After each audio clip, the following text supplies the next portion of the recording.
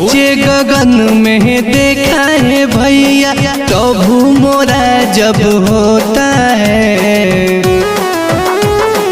ऊंचे गगन में देखा है भैया प्रभु मोरा जब होता है।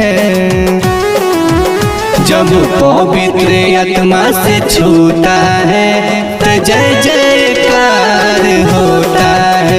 जब पवित्र आत्मा से छूता है तो जय जयकार होता है।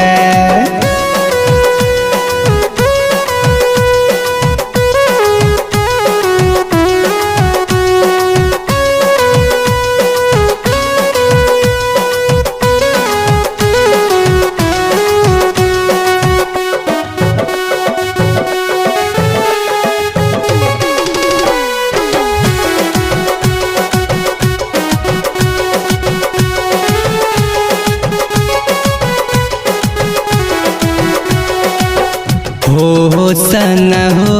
सना गाओ सब जना, भाई बहिन मिले कहो सब जना।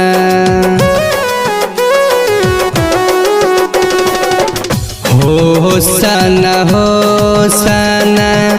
गाओ सब जना, भाई बहिन मिले बोलो सब जाना।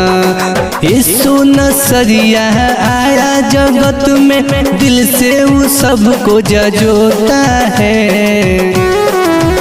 जब पवित्र आत्मा से छूता है तो जय जयकार होता है।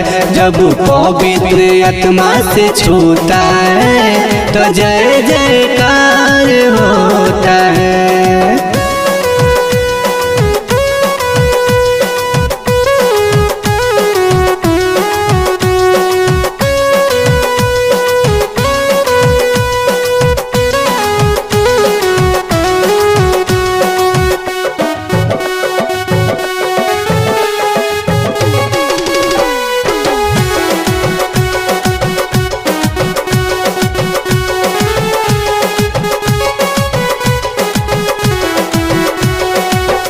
गदही के बच्चा पे कई के सवारी, खजूर के पत्ता के देले लोग पसारी।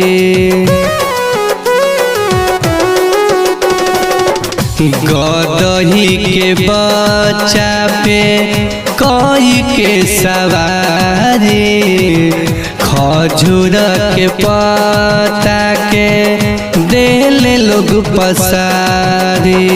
यीशु नसरिया सुनाए भैया सबको आशीष देता है।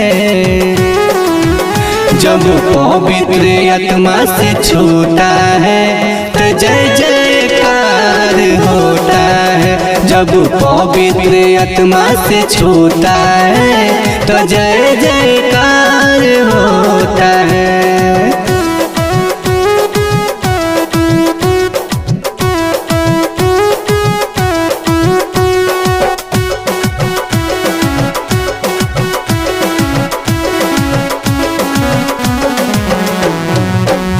देहले दिखाए प्रभु सबके समानवा, खुशिया से झूमे लागल सगरो जहनवा।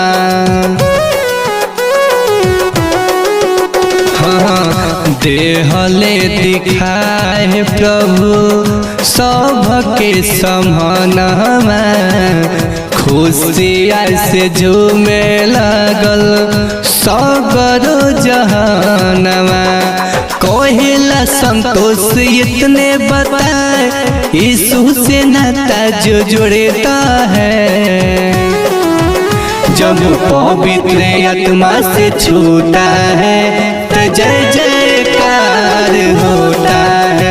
जब पवित्र आत्मा से छूता है तो जय जयकार होता है।